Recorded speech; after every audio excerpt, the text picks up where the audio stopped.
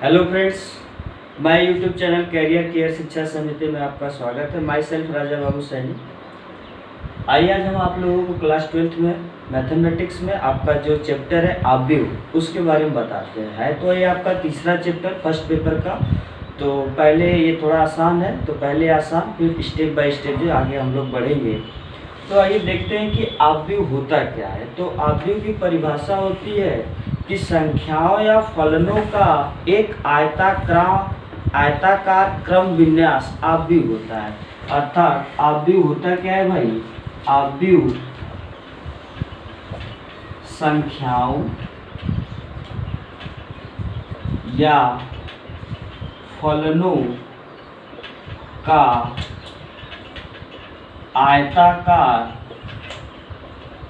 क्रम विन्यास होता है। ठीक है, आव्यूह क्या होता है? संख्याओं या फलनों का आयताकार क्रम विन्यास होता है। मान लीजिए आपके पास जो है कोई नंबर है, ठीक है, 1 2 3 4 5 या कोई भी आंकड़े हैं, तो आप उनको अगर आयताकार के रूप में लिखेंगे तो 1 2 3 4 5 6, तो देखिए ये आयताकार के रूप में है कि नहीं। तो इस आयताकार आंकड़े को ही क्या कहेंगे? आव्यूह कहेंगे। आव्यूह में जब आप इन आंकड़ों को लिखेंगे तो इसे बड़े वाले ब्रैकेट से क्या करेंगे? बंद कर देंगे। ठीक है, ये आव्यूह के लिए इसकी परिभाषा है। अब आइए आप जानते हैं कि आव्यूह में होता क्या क्या है। जो इसके अंदर आप आंकड़ों को लिखेंगे ये आव्यूह के अवयव कहलाते हैं। ये आव्यूह के क्या कहलाते हैं? अवयव या प्रविष्टि कहलाते हैं। और जो भी इसमें क्षैतिज लाइन के रूप में जो भी आंकड़े रहते हैं इनको कहते हैं पंक्ति। जो भी क्षैतिज लाइनें के रूप में जो भी आंकड़े रहते हैं इनको कहते हैं पंक्ति। इंग्लिश में बोले तो इनको कहेंगे रो। और जो ऊर्ध्वाधर लाइनें रहती हैं इनको कहते हैं स्तंभ। ठीक है, या इन्हीं को कह सकते हैं क्या? कॉलम। तो आप यहां से देखिए कि इस आव्यूह में आपका जो है 2 पंक्ति है और कितने कॉलम है? 3 कॉलम है। तो पंक्ति को जो है हम लोग R1 R2 और जो कॉलम रहते हैं इनको C1 C2 C3 इसी प्रकार से ऐसे ऐसे क्या करते हैं? डिनोट करते हैं। हमने आपको शुरुआत में क्या बताया? पहले आव्यूह होता क्या है? आव्यूह आंकड़ों या संख्याओं का एक आयताकार क्रम विन्यास होता है जिसमें जो क्षैतिज लाइनें रहती है उनको पंक्ति कहते हैं और जो ऊर्ध्वाधर लाइनें रहती है इनको आव्यूह का स्तंभ कहते हैं। पंक्ति को R1 से R2 से और जो स्तंभ होते हैं C1 C2 C3 से इस तरीके से डिनोट करते हैं। और इसमें जो भी संख्याएं रहती हैं इनको आव्यूह का अवयव कहते हैं। अब आइए अगले आपको बताते हैं कि किसी आव्यूह की कोटि क्या होती है। ठीक है, देखिए आइए आगे देखते हैं। आव्यूह में आपने अभी क्या जाना? आव्यूह की परिभाषा। अब आइए आपको बताते हैं कि आव्यूह को प्रदर्शित किससे करते हैं। तो जब भी आप किसी आव्यूह को प्रदर्शित करेंगे तो उसे आप अंग्रेजी वर्णमाला के कैपिटल अक्षर से प्रदर्शित करेंगे। मतलब अगर ये आपका कोई आव्यूह है या ये कोई आंकड़ा जैसे दे दिया जाए 1 3 5 6 4 9, तो आप इसे कैपिटल अक्षर ABCD इन सब चीजों से क्या करेंगे? प्रदर्शित करेंगे। मतलब आव्यूह को ABCD इन सब बड़े अक्षरों से प्रदर्शित करेंगे और आव्यूह के अवयव को छोटे अक्षर से जैसे कि small a b c d इन सब अक्षरों से क्या करेंगे? प्रदर्शित करेंगे। ठीक है, इसके बाद आइए देखते हैं कि आव्यूह की कोटि क्या होती है। तो देखो, जैसे अगर आप मान लीजिए ए आपका कोई आव्यूह है, हमने आपको बताया कि किसी भी आव्यूह को प्रदर्शित करने के लिए आप कैपिटल अक्षर का ही प्रयोग करेंगे।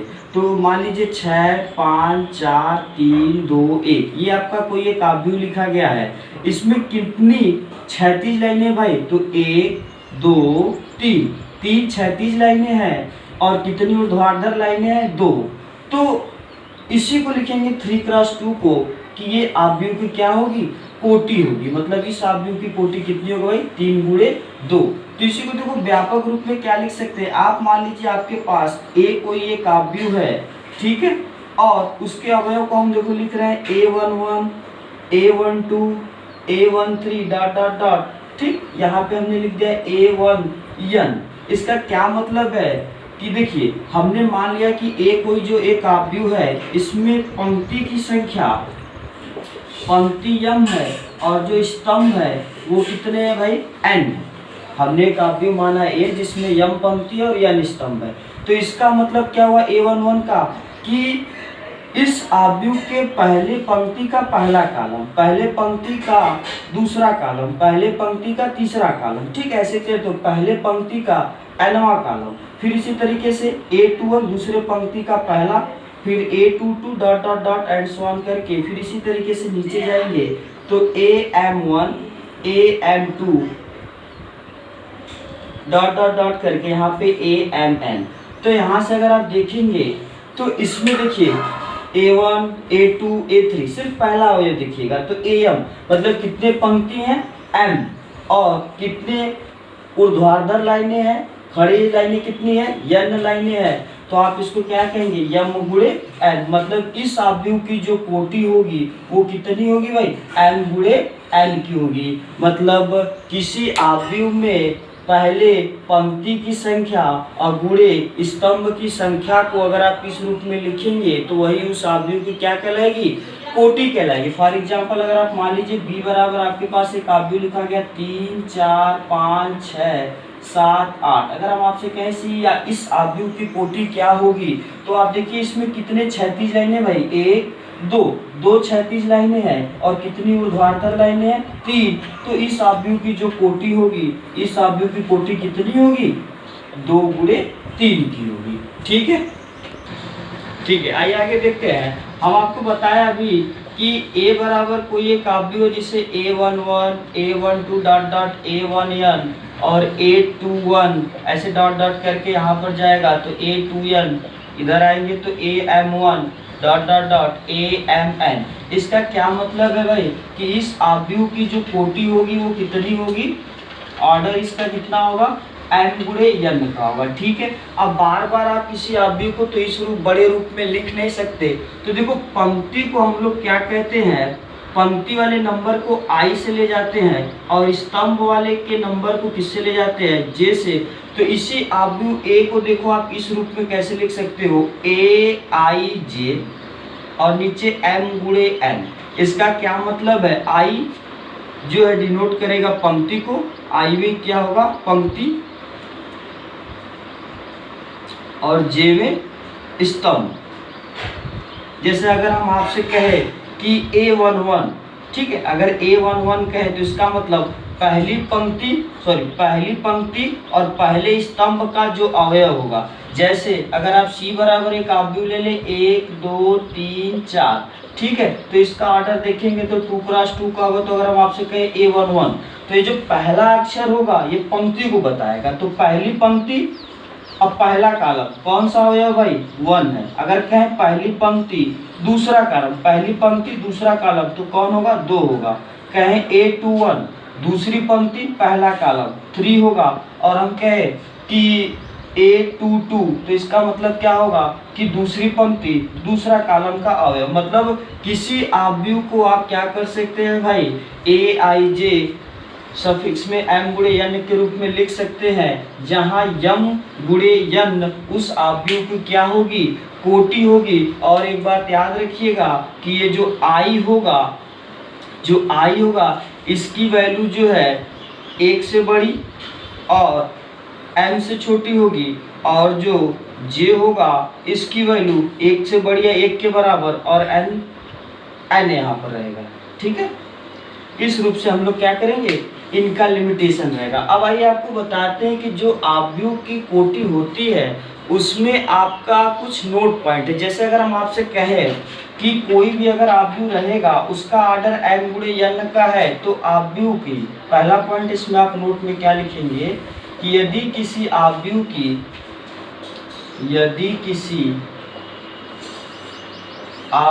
की कोटि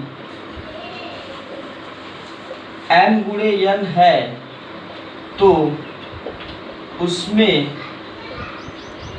अवयवों की संख्या कितनी होगी भाई mn होगी। पहली बात, यदि किसी आव्यूह की कोटि m गुणे n है तो उसमें अवयव की संख्या कितनी होगी, m गुणे n होगी। दूसरी बात, यदि आपका a कोई एक वर्ग आव्यूह, मतलब अगर आप यहाँ पे लिख लीजिए aij कोई एक आव्यूह है जिसकी कोटि m गुणे m है। m गुणे m कहने का मतलब ये कैसा आव्यूह भाई, आगे हम आपको बताएंगे कि वर्ग आव्यूह क्या होता है, ठीक है। तो aij है m गुणे मतलब m पंक्ति है m कॉलम है, तो इस दशा में जो इसकी कोटि होगी, इस दशा में इसकी कोटि आपकी क्या होगी बच्चों, m होगी। इस बात का आप हमेशा याद रखिएगा कि जब भी कोई वर्ग आव्यूह रहता है तो इस दशा में इसकी कोटि क्या होती है, m होती है। और इसके बाद जो है, जो आव्यूह में जिसके अवयव लिखे जाते हैं वो आव्यूह के प्रविष्टि या अवयव कहलाते हैं, ठीक है। आइए देखते हैं आव्यूह के प्रकार। तो आव्यूह के वैसे तो कई टाइप्स होते हैं, बट जो हमारे सिलेबस के अकॉर्डिंग हम आपको वही बताते हैं। पहला आपका स्तंभ आव्यूह। स्तंभ आव्यूह कॉलम मैट्रिक्स, नाम से ही क्लियर है, जिसमें सिर्फ एक स्तंभ हो। मतलब स्तंभ आव्यूह किसको कहेंगे भाई, ऐसा आव्यूह जिसमें सिर्फ एक और एक स्तंभ हो। जैसे कि 1 2 3 अगर आप एक आव्यूह ले लेंगे तो ये आपका क्या होगा, स्तंभ आव्यूह का एग्जाम्पल होगा। किसका स्तंभ एग्जाम्पल होगा भाई, स्तंभ आव्यूह, ठीक है। अगर हम इसकी कोटि की बात करेंगे तो इसमें कितने पंक्ति हैं, 1 2 3, 3 पंक्ति 1 कॉलम, ठीक है। दूसरा आपका है देखिए पंक्ति आव्यूह। पंक्ति आव्यूह किसे कहेंगे, जिसमें सिर्फ और सिर्फ एक पंक्ति हो, 1 2 3 जैसे आप अगर लिख लीजिए तो इसमें कितने पंक्ति हैं, एक पंक्ति है। कितने कॉलम है, 3 कॉलम है। तो इस आव्यूह की कोटि कितनी हो जाएगी भाई, इस आव्यूह की कोटि आपकी हो जाएगी 1 गुणे 3 की। वर्ग आव्यूह देखिए, वर्ग आव्यूह किस आव्यूह को कहेंगे, ऐसा आव्यूह जिसमें पंक्ति तथा कॉलम की संख्या समान हो। अर्थात जैसे अगर आप एक आव्यूह ले लीजिए यहाँ पर 1 2 3 4, तो 2 क्रॉस 2, देखिए इसमें पंक्ति भी 2 है, कॉलम भी 2 है, तो ऐसे आव्यूह को क्या कहेंगे, वर्ग आव्यूह कहेंगे। अगर आप ये 3 क्रॉस 3 का लेकर चलते हैं, 1 2 3 4 5 6 7 8 9, तो इसमें देखिए 3 पंक्ति और 3 कॉलम है, तो ऐसे आव्यूह को क्या कहते हैं, वर्ग आव्यूह कहते हैं, ठीक है। इसके बाद आपका देखिए विकर्ण आव्यूह। विकर्ण आव्यूह किसे कहेंगे, ऐसा आव्यूह जिसके विकर्ण के अवयवों को छोड़कर शेष अवयव क्या होते हैं भाई, शून्य होते हैं। मतलब जैसे 1 2 यहाँ पर लिख दिए, बाकी सब 0। ऐसा वर्ग आव्यूह जिसके विकर्ण के अवयवों को छोड़कर शेष अवयव क्या होते हैं, शून्य होते हैं, उनको क्या कहते हैं, विकर्ण आव्यूह कहते हैं। अगर आप 3 क्रॉस 3 में अगर इसे को देखें तो 1 0 0 0 2 0 0 0 4, तो ऐसे आव्यूह को क्या कहेंगे भाई, विकर्ण आव्यूह कहेंगे। फिर इसके बाद आपका आता है अदिश आव्यूह। किसे कहते हैं, तो अदिश आव्यूह ऐसा वर्ग आव्यूह जिसके विकर्ण के अवयव बराबर हो। ऐसा वर्ग आव्यूह जिसके विकर्ण के अवयव क्या हो, बराबर हो। जैसे 2 0 0 2, तो देखिए विकर्ण के अवयव बराबर है। अगर आप 3 क्रॉस 3 का लेकर चलेंगे तो कोई भी ऐसे ले लीजिए, 2 0 0 0 2 0 0 0 2, तो इस तरीके से अगर आप कोई आव्यूह लेते हैं जो 3 क्रॉस 3 का है, ठीक है, तो ऐसी दशा में जो आव्यूह होगा वो आपका क्या होगा, अदिश आव्यूह कहलाएगा। तत्समक आव्यूह किसे कहेंगे भाई, ये आपका वेरी मोस्ट इंपॉर्टेंट है कि तत्समक आव्यूह कैसे कहते हैं। तो ऐसा आव्यूह या ऐसा वर्ग आव्यूह जिसके विकर्ण के अवयव 1 हो।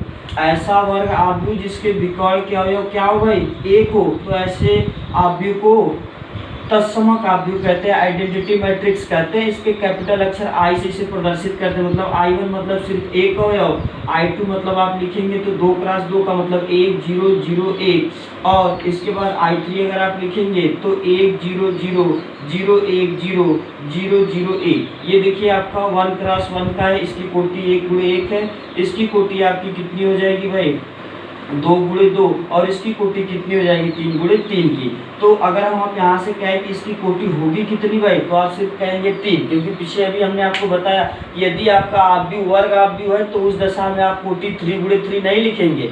जब पंक्ति और स्तंभ की संख्या बराबर होगी तो सिर्फ इसकी कोटि कितनी होगी, 3 होगी। इसके बाद आपका लास्ट आता है शून्य आव्यूह किसे कहते हैं। तो शून्य आव्यूह को देखो 0 से प्रदर्शित करते हैं, और ऐसा आव्यूह जिसका प्रत्येक अवयव शून्य, अगर आप 1 का लेंगे तो ए का होगा, मतलब 1x1 का इस तरीके से आप लिखेंगे। और अगर आप 2x2 का लेंगे भाई तो 0 0 0 0, ठीक है। और 3x3 का लेंगे मतलब सभी अवयव क्या होने चाहिए 0। तो एक कॉमन चीज देखिए कि यहाँ के बाद से जितने भी आव्यूह है ये सभी आपके क्या है, वर्ग आव्यूह है। ऐसा वर्ग आव्यूह मतलब स्तंभ और पंक्ति की संख्या बराबर हो, विकर्ण आव्यूह। ऐसा वर्ग आव्यूह जिसके विकर्ण के अवयव छोड़कर शेष अवयव 0 हो, अदिश आव्यूह। ऐसा वर्ग आव्यूह जिसके विकर्ण के अवयव बराबर हो, तत्समक आव्यूह। ऐसा वर्ग आव्यूह जिसके विकर्ण के अवयव 1 हो। और शून्य आव्यूह ऐसा वर्ग आव्यूह जिसके शेष सभी अवयव क्या हो, 0 हो। तो प्यारे बच्चों इतना सारा हमने आपको बताया, आप किताब में देखिएगा एनसीईआरटी खोलकर आप उसे पढ़िएगा और उस पर समझिएगा। इसके आगे हम नेक्स्ट वीडियो में बताएंगे।